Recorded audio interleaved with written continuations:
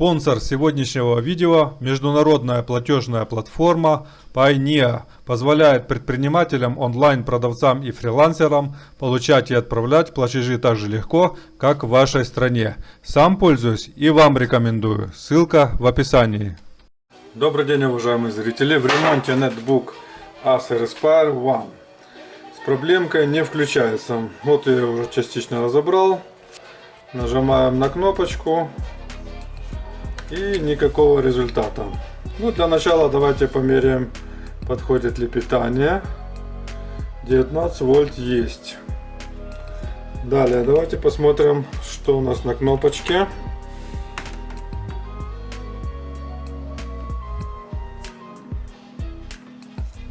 На кнопочке 6,8 вольт. Это немного странно. Нажимаем кнопочку, падает до нуля. Но ничего не происходит. И меня немного смущает, что здесь 6,8 вольт. Это как бы непорядок. Надо с этим разобраться. Есть одна маленькая зацепочка. Я, конечно, не уверен, что в этом проблема. Это батарейка. Обратите внимание. Сейчас.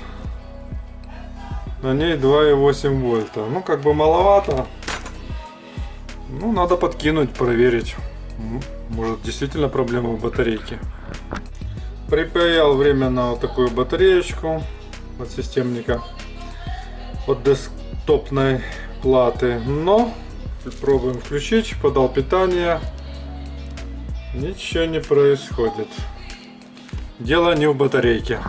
Как гласит первое правило ремонтера: если зашел в тупик, не знаешь, что делать, прошивай BIOS. Микросхема BIOS здесь U10 под названием 25L8005M2C. Сейчас я ее отпаяю и попробуем перепрошить.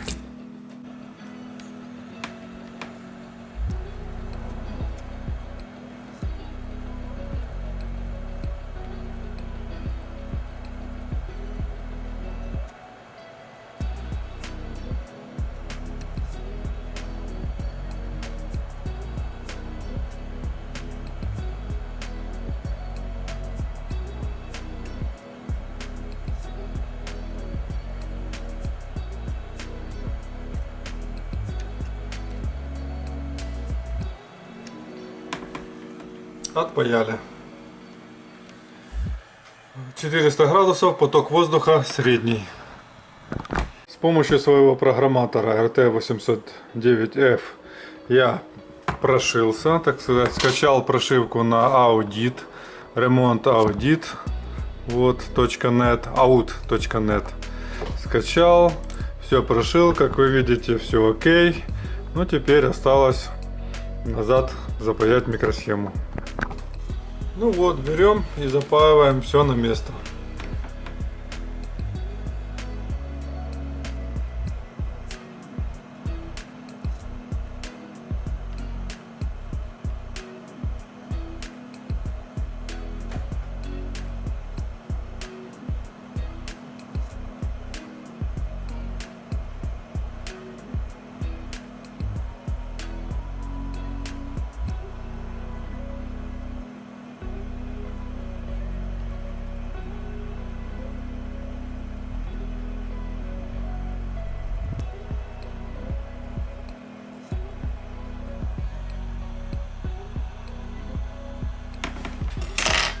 Готово.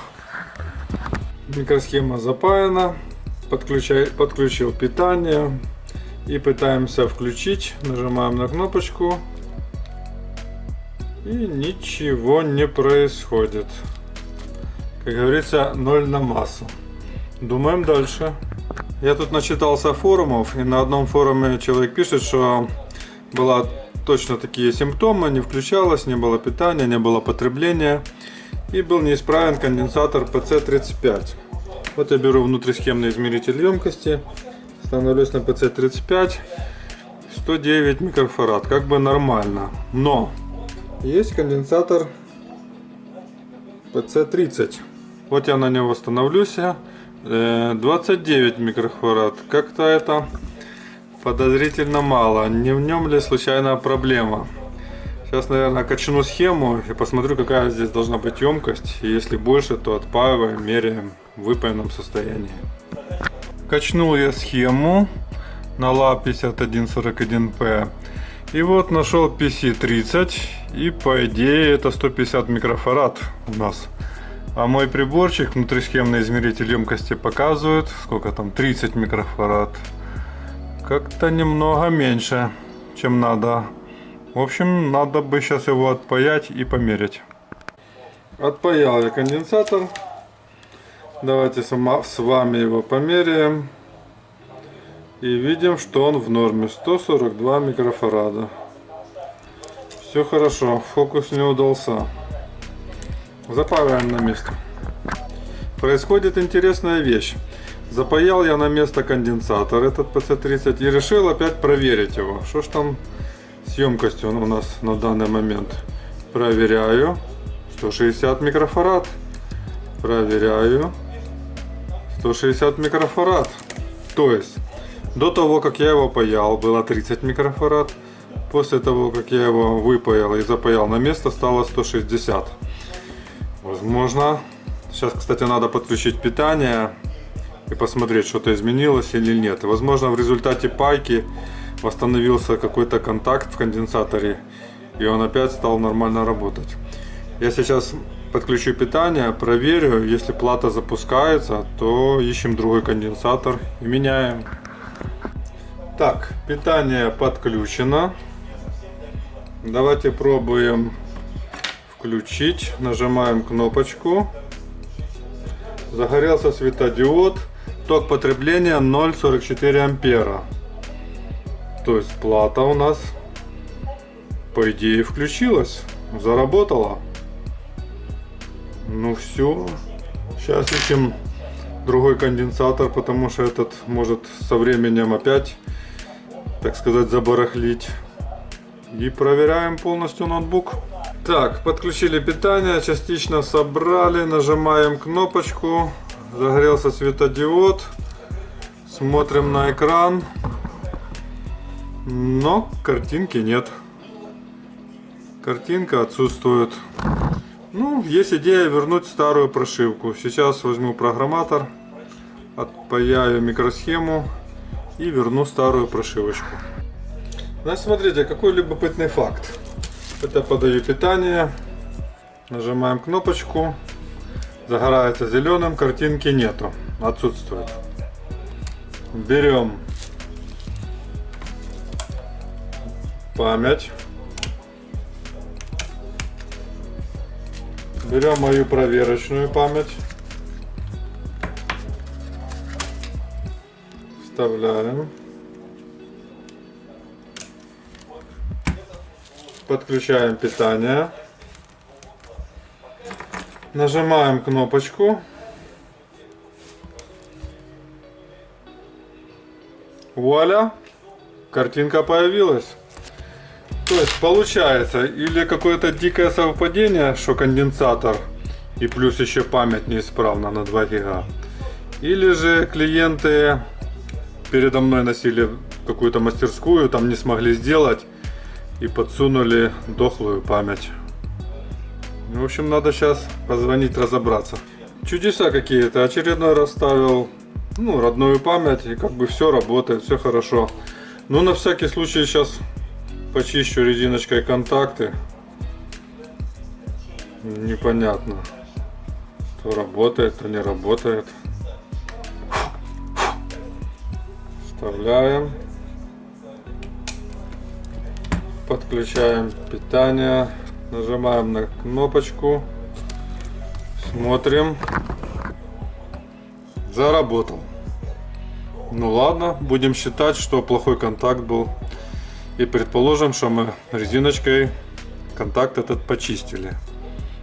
Хорошо, собираем дальше. Как вы можете видеть, ноутбук собран, подключен к питанию, нажимаем кнопочку, загорелся светодиод.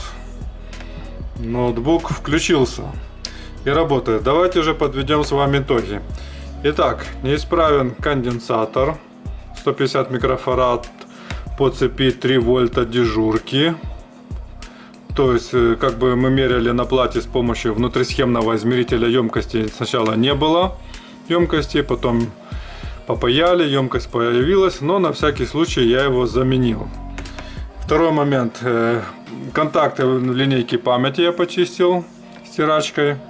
И третий момент. Мне еще не понравился вот этот вот разъемчик. Я его поменял. То есть было 3 неисправности.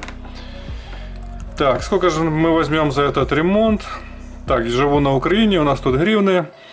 Ну, думаю, гривен 500 надо взять. Возможно, будет скидочка клиенту, так как постоянный клиент, может, гривен 400. Ну, на этом, друзья, все. Палец вверх, подписываемся на канал. Всем удачи, пока. Друзья, подпишитесь на канал. От вас не убудет, а для развития канала вы сделаете огромное дело.